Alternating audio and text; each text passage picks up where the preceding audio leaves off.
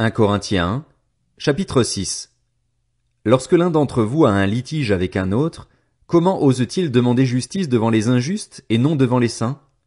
Ne savez-vous pas que les saints jugeront le monde? Et si c'est par vous que le monde doit être jugé, êtes-vous incapable de rendre des jugements de faible importance? Ne savez-vous pas que nous jugerons les anges? Combien plus les affaires de la vie courante?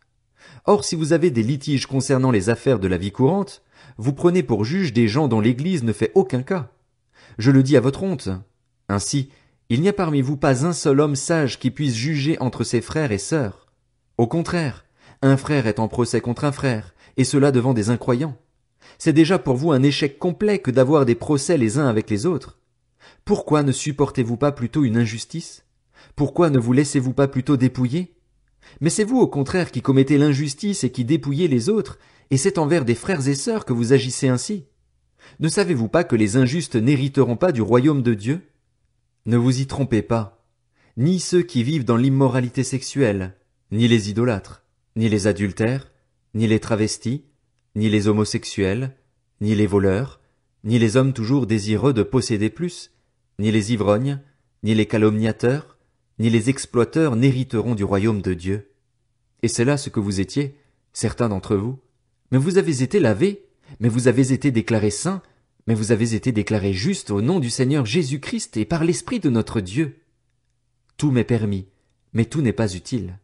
Tout m'est permis, mais je ne me laisserai pas dominer par quoi que ce soit. Les aliments sont pour le ventre et le ventre pour les aliments, et Dieu détruira l'un comme les autres. Mais le corps n'est pas pour l'immoralité sexuelle, il est pour le Seigneur, et le Seigneur est pour le corps. Or Dieu, qui a ressuscité le Seigneur, nous ressuscitera aussi par sa puissance. Ne savez-vous pas que vos corps sont les membres de Christ? Prendrais-je les membres de Christ pour en faire les membres d'une prostituée? Certainement pas. Ne savez-vous pas que celui qui s'unit à la prostituée est un seul corps avec elle? En effet, il est dit, les deux ne feront qu'un. Mais celui qui s'unit au Seigneur est un seul esprit avec lui. Fuyez l'immoralité sexuelle. Tout autre péché qu'un homme commet est extérieur à son corps, mais celui qui se livre à l'immoralité sexuelle pêche contre son propre corps. Ne le savez-vous pas? Votre corps est le temple du Saint-Esprit qui est en vous et que vous avez reçu de Dieu. Vous ne vous appartenez pas à vous-même, car vous avez été rachetés à un grand prix.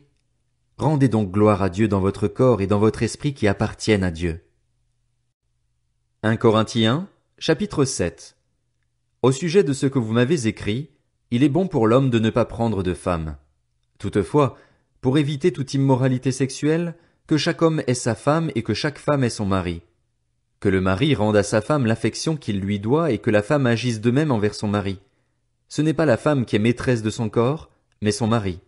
De même, ce n'est pas le mari qui est maître de son corps, mais sa femme. Ne vous privez pas l'un de l'autre, si ce n'est d'un commun accord pour un temps, afin de vous consacrer au jeûne et à la prière. Puis retournez ensemble, de peur que Satan ne vous tente à cause de votre manque de maîtrise.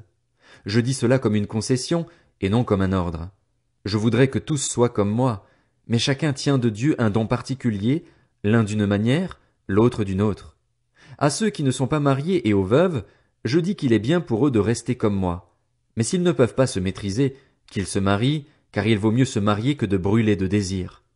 À ceux qui sont mariés j'adresse, non pas moi, mais le Seigneur, cette instruction, que la femme ne se sépare pas de son mari, si elle est séparée de lui, qu'elle reste sans se remarier ou qu'elle se réconcilie avec son mari, et que le mari ne divorce pas de sa femme.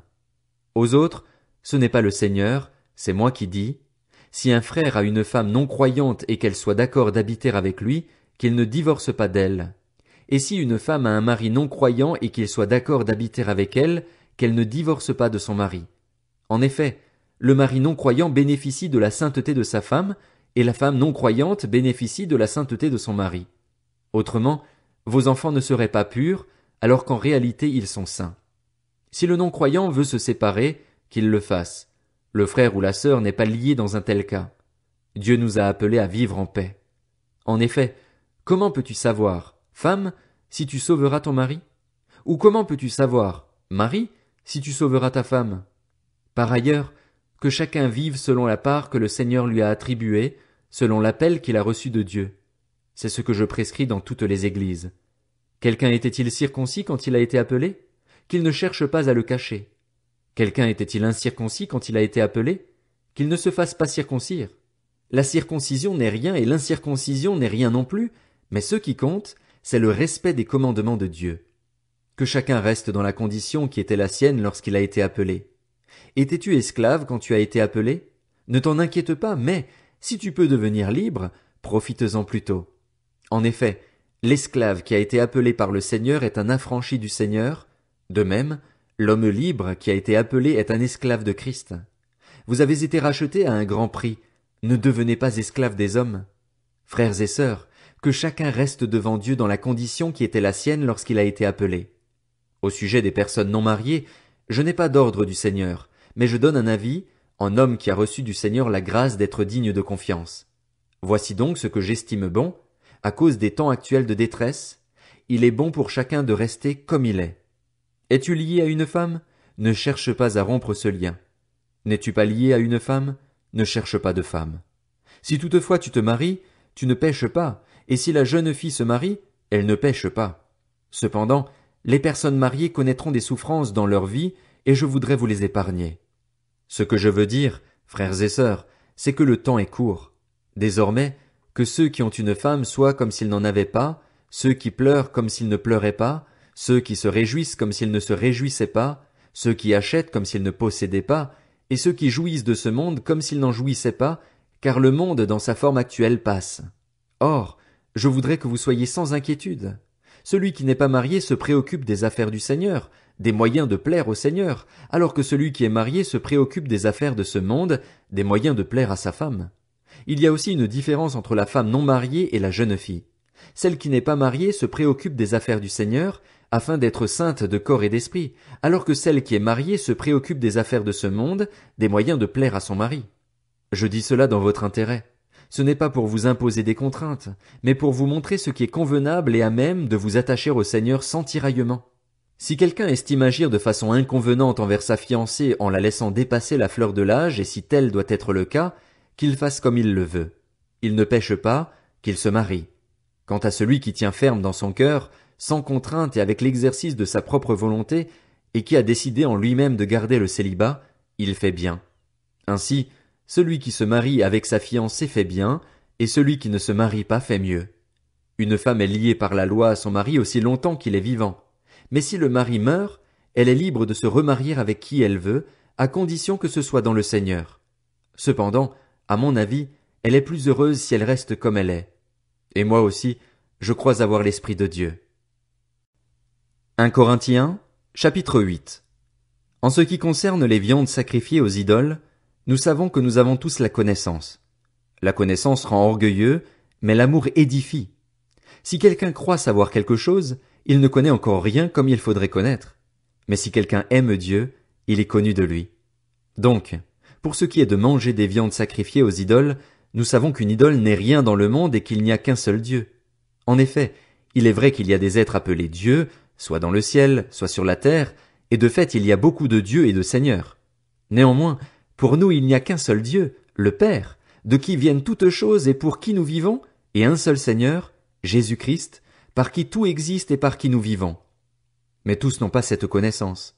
Quelques-uns, marqués par la manière dont ils perçoivent encore les idoles, mangent de ces viandes comme leur étant sacrifiées, et leur conscience, qui est faible, en est souillée. Or ce n'est pas un aliment qui nous rapproche de Dieu. Si nous en mangeons, nous n'avons rien de plus. Si nous n'en mangeons pas, nous n'avons rien de moins. Veillez, toutefois, à ce que votre liberté ne devienne pas un obstacle pour les faibles. En effet, si quelqu'un te voit, toi qui as de la connaissance, assis à table dans un temple d'idoles, lui qui est faible, ne sera-t-il pas encouragé dans sa conscience à manger des viandes sacrifiées aux idoles? Ainsi, à cause de ta connaissance, le faible ira à sa perte, ce frère pour lequel Christ est mort.